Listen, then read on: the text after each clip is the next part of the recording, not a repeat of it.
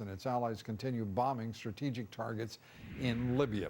Which brings us to tonight's Market Masters. Joining me tonight in the studio, Liz McDonald, the Fox Business Stocks editor, and from Las Vegas, Francis Newton, CEO of Francis's Insights. Good to have you with us as well. Francis, let's begin with you.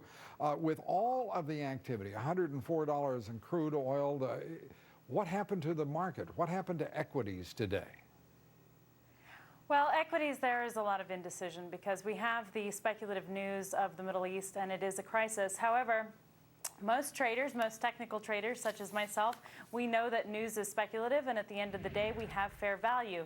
It's very dangerous to go long as the market it's up quite substantially, and at the same time people don't want to go into crisis short mode because it may have another leg higher, and I think largely it will depend on the Dow at 11,875 if we can hold that level. S&P 1250 is absolutely crucial. NASDAQ 2556, very crucial levels, and so we're just kind of having an indecisive moment, the calm after the storm. With all of those charts and all of those numbers, you've reached indecision? Yes, indecision. No, it's kind of funny. I was actually on with Cavuto in November, and I said that I thought that the market would top out around 12,500 the day after the election, and I got not quite within 100 points. What I'm waiting Francis, to see is... I've got to turn to you now and say, you know, what have you done for us here lately? Come on, where are we headed? Before I do that, I'm going to turn to Liz. Liz, the market's here, shifting a bit.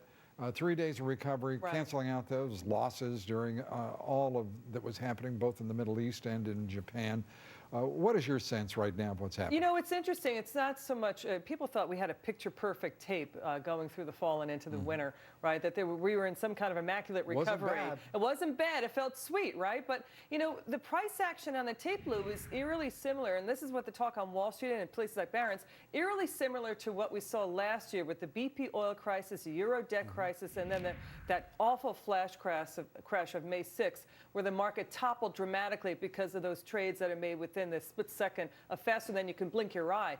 And so, but we still have the Euro debt crisis. The SEC is still coming up with flash crash reforms. They haven't offered them yet. And now we have the Mideast and we have Japan. So, you know, I think what traders are very worried about is the Middle East. They feel like Japan is going to correct itself, and yes, it will be some overhang from that. But again, it's the uncertainty from the Middle East. The folks that you speak with every day on Wall Street, surely they're stunned that we watch the volatility index hold firm today with a nuclear crisis in Japan, Japan's worst earthquake in its history and resultant tsunami, with all the United States attacking a sovereign nation, right. The third Muslim nation, with what is happening in Bahrain and Yemen, not to mention Libya.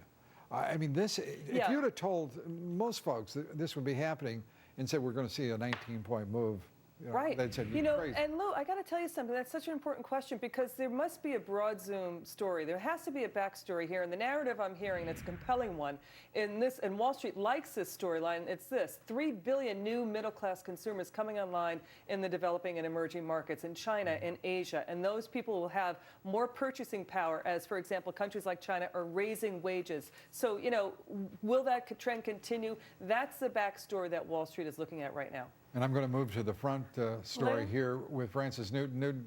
Francis, do me a favor.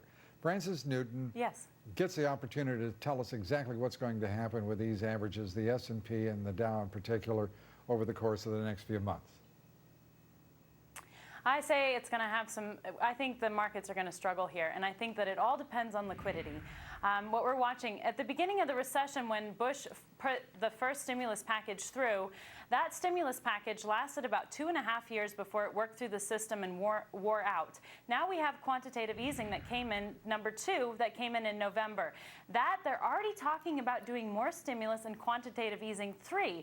So what it's telling us that the debt rate is actually becoming more rapid and wearing more rapidly, which is natural in this algorithm. I'm going to say the markets are going to have a tremendous amount of trouble, and we are going to see a liquidity squeeze.